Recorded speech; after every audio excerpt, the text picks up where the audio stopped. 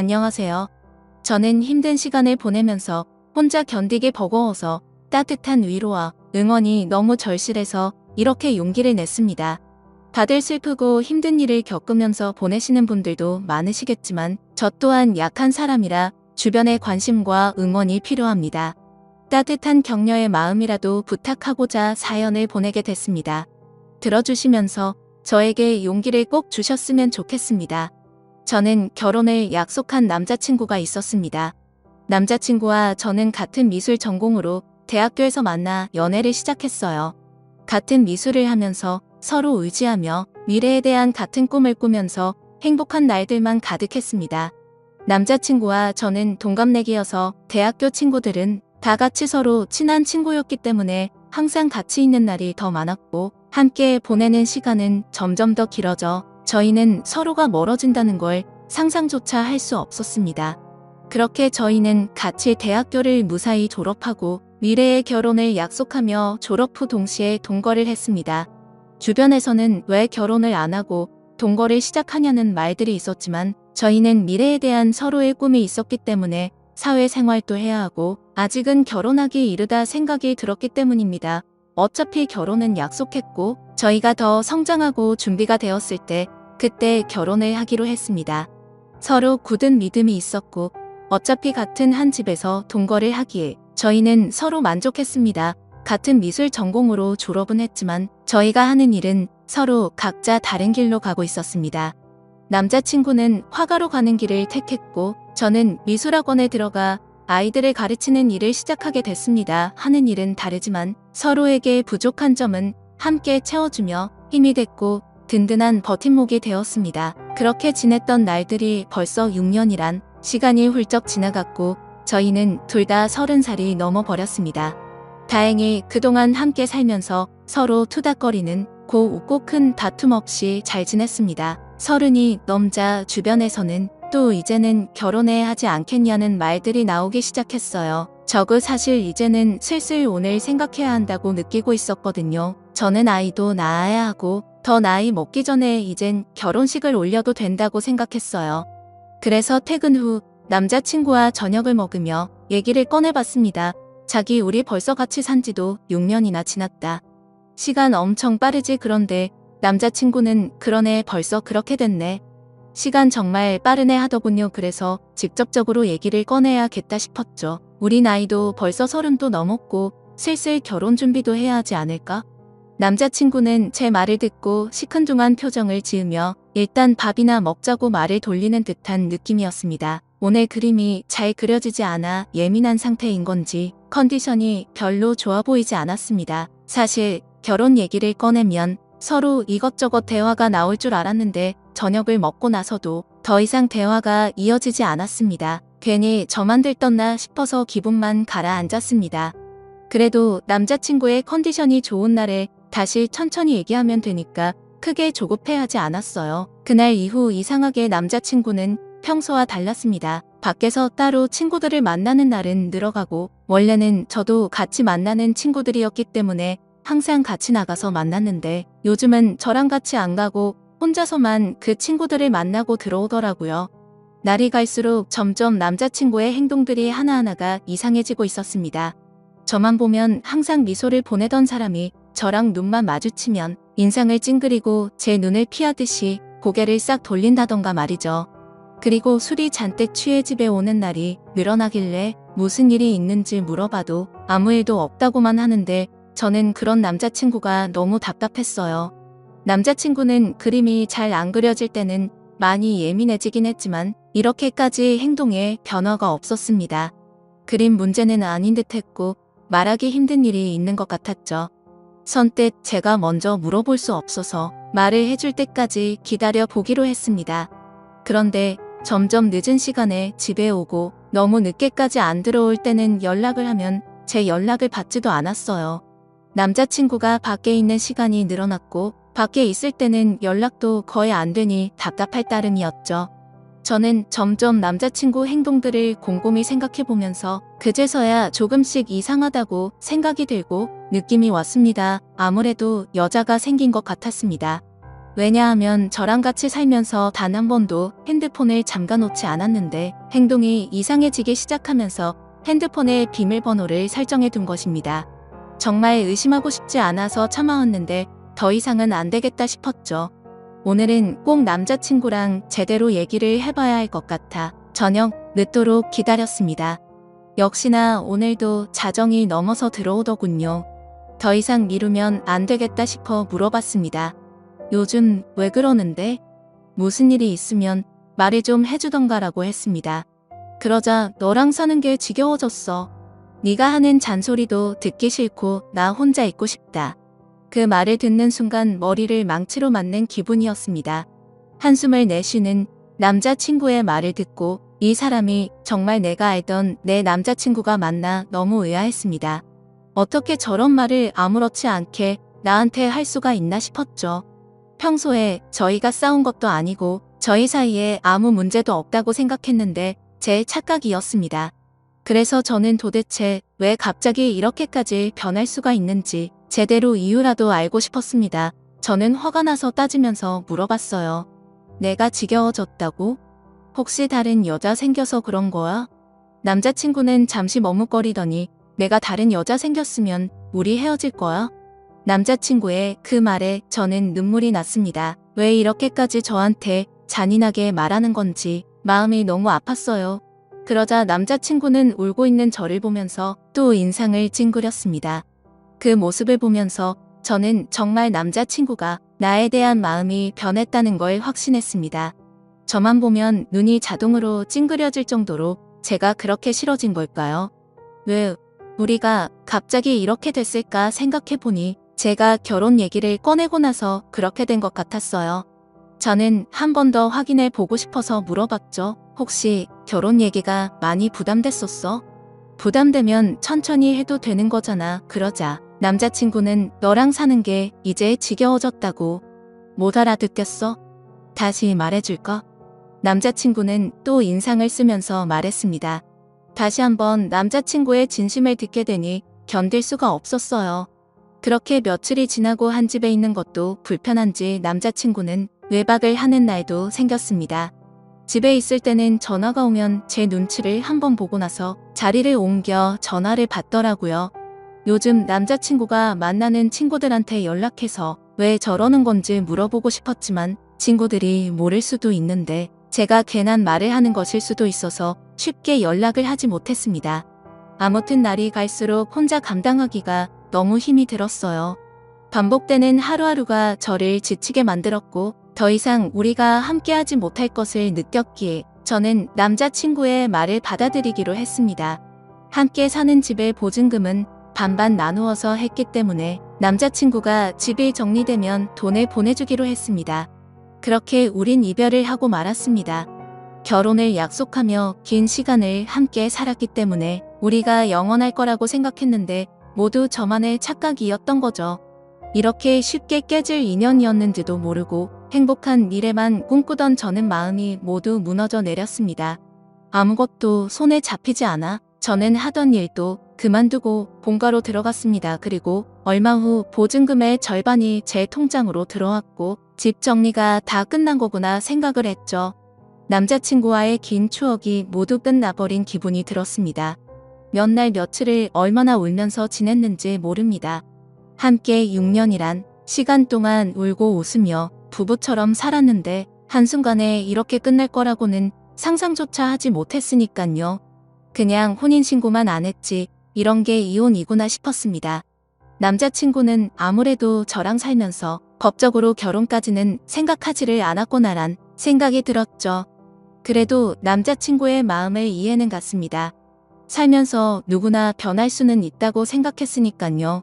그렇게 제 스스로를 위로도 해보고 또 울고 그리워하고 한동안은 그렇게 아무것도 하지 못하면서 반복되는 날들을 보냈습니다. 부모님도 그런 저를 너무 걱정하시고 저도 더 이상 이렇게 지내면 안 될 것 같았죠. 그래서 마음을 다잡고 다른 사람들도 만나며 천천히 앞으로 나아가고 있었습니다. 그렇게 몇 개월이 지나고 시간이 참 빨리 흐르는 듯한 느낌이었습니다. 대학교 친구들은 저랑 남자친구 모두 같은 친구들이었기 때문에 그동안 연락을 못하고 지냈지만 저는 이제 신경 쓰지 않으려고 노력하며 다시 친구들에게 연락을 했습니다. 저희가 헤어진 것을 알기 때문에 아마 친구들도 서로의 친구다 보니 먼저 저에게 연락하기 힘들다는 것을 알기 때문에 기다려준 친구들에게 너무 미안하고 고마웠습니다. 역시 친구들은 예전처럼 저를 반갑게 맞이해 주었습니다. 그러다 한 친구가 헤어진 남자친구의 소식을 알고 있냐면서 요즘 작품 개인전을 열고 있다면서 잘 지내는 것 같다면서 얘기를 해주더라고요. 사실 많이 궁금해하며 지냈습니다. 그림은 계속 그리는지 나 말고 딴 여자를 만나서 결혼을 했는지 말이죠. 믿고 원망하면서도 항상 궁금했으니까요. 아무튼 그래서 개인전을 하고 있다는 말을 듣고 고민이 많았습니다. 어떤 그림을 그렸을지 단순한 궁금증인지 내가 아직 미련을 못 버리고 그를 그리워하는 건지 제 마음을 확인해보고 싶었습니다. 그래서 저는 친구와 함께 그의 개인전을 찾아갔습니다. 도착해서 들어가는 계단에 올라갔다 내려갔다 몇 번을 반복하고 숨을 들여 마셨다 내뱉었다를 몇 번을 반복했는지 모릅니다. 친구는 그런 저를 보고는 못 들어가겠으면 들어가지 말자고 했지만 저는 이왕 여기까지 온 거 그림이라도 보고 가자고 다시 한번 마음을 다잡고 용기를 내서 들어갔습니다. 유명한 화가가 아니기에 위층으로 올라가 보니 규모가 크지 않은 아담한 공간이었습니다. 저는 첫 번째 그림부터 순서대로 그림을 보기 시작했습니다. 첫 번째 그림을 보면서 저는 마음속에 무언가 설레는 듯한 느낌과 따뜻한 느낌을 받았습니다. 전 남자친구가 지금 새로 만나는 여자와 행복하게 잘 지내고 있다는 걸 표현한 듯한 추상적인 느낌이었고 저도 모르게 그림의 매력에 빠져서 보고 있었습니다. 친구가 옆에서 작품 설명 좀 읽어보라고 재촉을 해서 읽어보고서 저는 크게 놀랄 수밖에 없었습니다. 작품 설명에는 대학교를 다니고 있는 시점에 첫 연애를 하며 느꼈던 감정을 표현했다라는 추상화 설명인데 왜 이 작품에 저와 연애를 시작했을 때 마음을 표현한 건지 지금 다른 여자 만나면서 어떻게 이런 작품을 그린 것도 모자라 이런 설명까지 해놨다는 것에 도저히 이해가 되지 않았습니다. 도대체 무슨 생각으로 헤어진 저와의 추억을 다시 그림으로 그린 것인지 혹시나 하는 마음에 두 번째 그림을 보고 작품 설명을 읽어봤죠. 역시나 저와 있었던 지난 추억을 또 그림으로 표현하고 설명까지 돼 있었습니다. 점점 전 남자친구가 무슨 생각으로 이랬을까 궁금해졌습니다. 개인전인데 왜 굳이 헤어진 나와의 추억을 전시를 해놓았을까? 그림을 보면 볼수록 더 마음이 복잡해졌죠. 그리고 또 다음 그림들을 보는데 뭔가 마음이 무거운 듯한 느낌의 그림이었습니다. 왜 그림을 이렇게 표현했을까 설명을 읽고 보니 저와 헤어지고 본인의 마음이 적혀 있더라고요. 저는 더욱 그를 이해할 수가 없었습니다. 왜냐하면 분명히 본인이 헤어지자고 요구를 했고 제가 질린다면서 저랑은 더 이상 같이 살기 싫다고 저를 억지로 밀어낸 것도 그였기 때문에 정말 모순이라고밖에 느낄 수 없었습니다. 대체 그는 무슨 생각인 걸까? 왜 이런 그림을 그리고 왜 나와의 일을 표현했고 설명까지 내가 그림들을 봐주기를 원했던 건지 이걸 보고 나보고 대체 무슨 생각을 하라는 건지 머릿속이 점점 복잡해져만 갔습니다. 계속 작품들을 보면서 마음이 아팠고 그러다 마지막 그림을 보는데 뭔가 잘못된 느낌이었습니다. 왜냐하면 그림이 아닌 새하얀 백지였기 때문입니다. 실수가 있었던 건지 아니면 의도적으로 백지를 걸어둔 건지 저는 설명을 읽어보고서 알 수 있었습니다. 말없이 눈물이 흐르다가 어느새 저는 점점 소리를 내서 울 수밖에 없었습니다. 설명을 읽어보니 그는 점점 시간이 흐르면서 시력을 잃어갔고 실명이 된 것이었습니다. 그는 실명이 되기 전에 저의 추억을 그림으로 남기기 위해서 시력을 잃어가면서도 밤새도록 그림을 그렸던 것이었죠. 저는 한없이 울면서 그를 당장 만나고 싶었습니다. 그래서 무작정 그에게 전화를 걸어봤지만 없는 번호라는 음성이 흘러나왔죠. 저는 지금 만나지 못하면 영영 그를 못 볼 것 같은 기분에 친구에게 그를 찾아달라고 지금 만나지 않으면 정말 미쳐버릴 것만 같다고 붙잡고 마구 울었습니다. 대학교 때부터 다 같은 친구였기 때문에 옆에 있는 친구는 연락이 되는 모든 친구들에게 그의 전화번호를 물어봤습니다. 그중 그와 연락이 되는 친구는 단 한 명이었습니다. 그래서 그 친구는 우리가 개인전에 와 있다는 얘기를 듣고서 잠시 머뭇거리다 번호를 어렵게 불러주기 시작했습니다. 저는 친구에게 내 얘기 하지 말고 나 대신 통화를 해서 만날 약속을 잡고 알려달라고 얘기했습니다. 그렇게 친구는 그와 약속 장소를 정하고 제가 그곳으로 갔습니다. 근데 장소는 그와 제가 살았던 그 집 근처 동네 카페였습니다. 왜 굳이 이쪽 동네에서 약속 장소를 정했는지 이상했습니다. 일단 그가 있는 카페로 들어갔고 구석자리에 많이 수척해진 그가 보이더군요. 천천히 걸어가서 그가 있는 구석 자리 앞으로 갔지만 그는 정말 저를 보지 못했고 저는 일부러 조금 더 기척을 내기 위해서 의자 소리가 나게끔 들어서 앉았습니다. 그러자 그는 제가 아닌 약속을 잡은 제 친구인 줄 알고 인사를 건네기 시작했어요. 그가 말을 하는데 저는 계속 눈물이 나와 마음이 너무 아팠습니다. 이제 내가 앞에 있어도 전혀 알아보지 못한다는 것이 너무 슬펐습니다. 저는 그에게 친구가 아닌 저라고 사실대로 밝혔고 그는 너무 놀라 갑자기 일어나서 나가려고 하는데 제가 붙잡아서 다시 의자에 앉혔습니다. 그는 생각지도 못했다는 듯 당황을 했고 저도 마음을 추스리고 천천히 말을 이어갔습니다. 저는 그의 개인전에 다녀온 것을 말했고 그는 참고 참다가 눈물이 한 방울 흘러내리더군요. 저는 아직 그의 마음을 알 수 없었기 때문에 제가 궁금했던 걸 단도직입적으로 물어봤습니다. 어쩌다 멀쩡했던 눈이 왜 갑자기 실명이 됐고 나 싫다고 다른 여자한테 가서 잘 만나고 있을 텐데 왜 헤어진 나와의 추억을 그림까지 그리고 개인전까지 열어서 그림을 전시했는지 이해할 수 없으니 설명해 달라고 말했습니다. 그는 잠시 주춤거리며 입을 떼기 시작했습니다. 그는 제가 궁금했던 것들을 하나씩 설명하는데 찬찬히 들으면 들을수록 가슴이 미워지며 그가 원망스러웠습니다. 그가 말한 것들은 사실은 저와 살면서 눈에 이물감이 들고 눈이 뿌옇게 보일 때가 있어 안과를 가게 됐는데 시력이 점점 나빠지고 있어서 정밀 검사를 해봤답니다. 검사 결과 눈이 점점 실명이 되고 있었다라고 말을 들었다고 하네요. 수술조차 할 수 없을 정도로 진행이 빠르게 되고 있던 시점에 제가 결혼 얘기를 꺼내었고 그때부터 그는 자기는 곧 실명이 될 텐데 저랑 결혼까지 하면 제가 그의 옆에서 얼마나 고생을 할지 뻔히 보여서 결혼 얘기에 그렇게 반응을 한 것이라고 말해주더군요. 그리고 저를 볼 때마다 눈을 찡그렸던 건 제가 싫어서 그런 게 아니었고 앞이 잘 보이지 않아 저를 조금이라도 더 자세히 보려고 눈을 찡그리면서까지 제 얼굴을 봤던 것이었죠.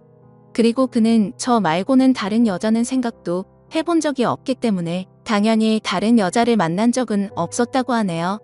제 남은 인생을 불행하게 만들지 않겠다는 그의 생각으로 인해 거짓말로 제가 질렸다고 했고 싫어졌다면서 다른 여자가 생긴 듯한 뉘앙스를 풍기면서 제가 의심하기를 원했다고 합니다.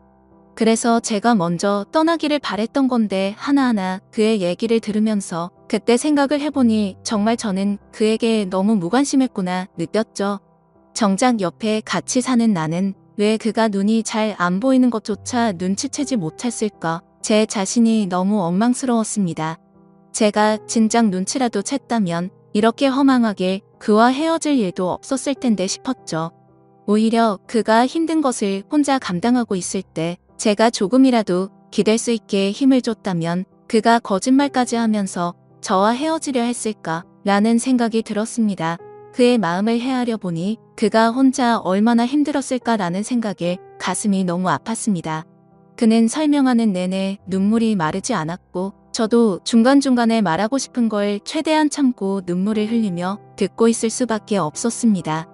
그의 얘기를 다 듣고 나서 저는 그에게 시력을 잃고 우리가 헤어지면 내가 혼자 행복하게 살 수 있을 거라고 생각했어 라고 묻자 그는 눈이 보이지 않는 남편 말고 평범하고 건강한 남자 만나서 아이 낳고 행복해 살기를 바랬어 라고 울먹이는 듯한 말투로 겨우 대답을 하더군요. 저는 그 말을 듣자마자 그의 진심이 무엇이었는지 왜 그때 그가 딴 여자가 생긴 것처럼 말하고 저를 그렇게까지 밀어냈는지 이제야 그의 마음을 알게 됐습니다. 그는 정말 나를 진심으로 사랑했고 본인보다 나를 먼저 생각한 사람이었다는 걸 왜 저는 그때 제대로 알지 못했을까요? 다시 한번 마음을 추스르고 왜 이 동네에서 약속을 잡은 건지 물어봤습니다. 그는 사실 저와 함께 살던 그 집에서 제가 나간 이후로 쭉 혼자서 살고 있다고 했어요.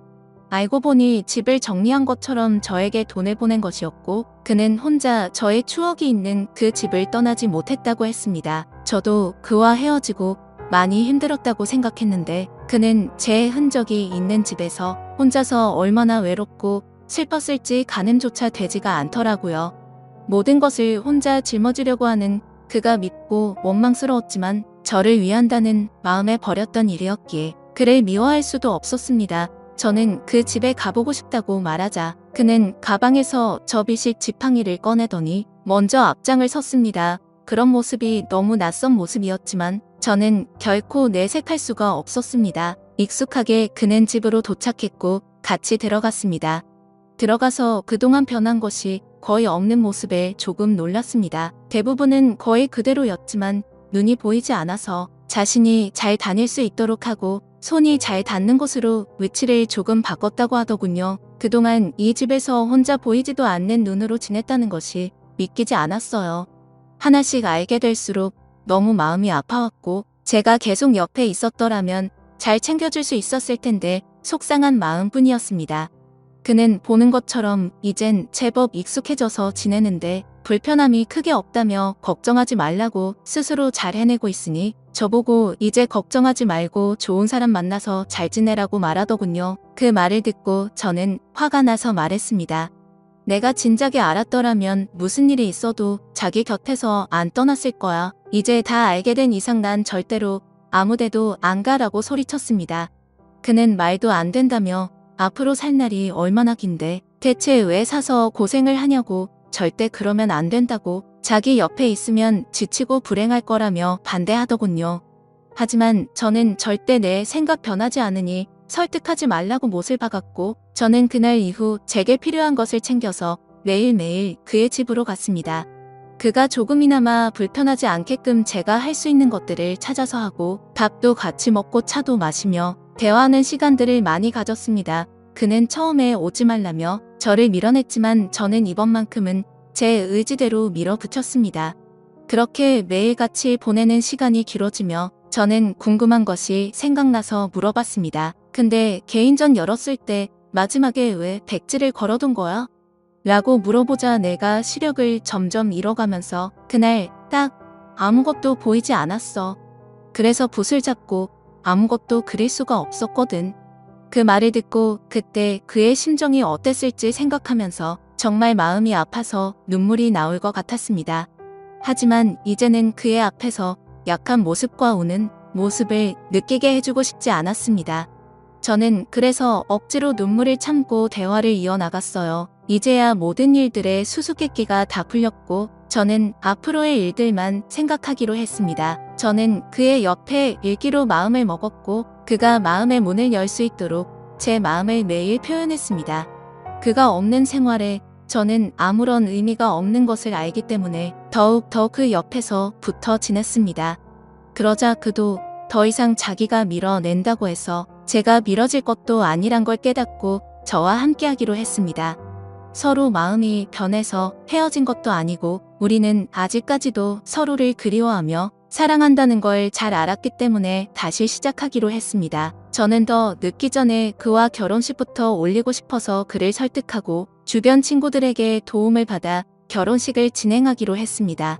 그렇게 우리는 서로 부부가 되었고 서로에게 더 의지하며 좋은 일도 함께하고 혹시나 불행이 찾아와도 함께 그 불행을 맞이하며 이겨내자고 굳게 약속했습니다. 그동안의 힘든 시간들이 무색했을 정도로 저와 남편은 하루하루 정말 행복하게 지냈습니다. 남편과 문화센터도 함께 다니면서 남편이 배우고 있는 점자를 저도 함께 배웠고 그를 더 이해하고 배려해야겠단 마음도 들었습니다. 하지만 남편은 더 강해지려고 노력했고 저도 제 스스로 더 마음이 단단해지려고 노력했습니다. 물론 쉬운 결정도 아니고 앞으로 아기가 생기면 더 힘들 일도 많아지겠지만 서로가 함께 한다는 것만으로도 앞으로의 일이 걱정보다는 설렘으로 다가왔고 긍정적으로 더 노력해서 우리가 아기와 행복해질 수 있도록 해야겠다 싶었죠. 그리고 남편은 앞으로 좋은 아빠가 되겠다며 행복한 미소로 그는 약속해 주었습니다. 나중에 태어날 우리 아기와 새 식구 앞으로 행복하게 잘 살도록 하겠습니다. 제 사연을 읽어주셔서 감사드립니다.